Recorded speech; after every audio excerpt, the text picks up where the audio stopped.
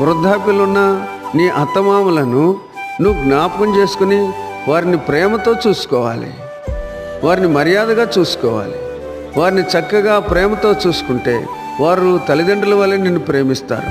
ఈ రోజున అత్తమామలంటే పక్కన పెట్టేస్తున్నారు. అత్తమామలంటే ఇష్టం లేదు.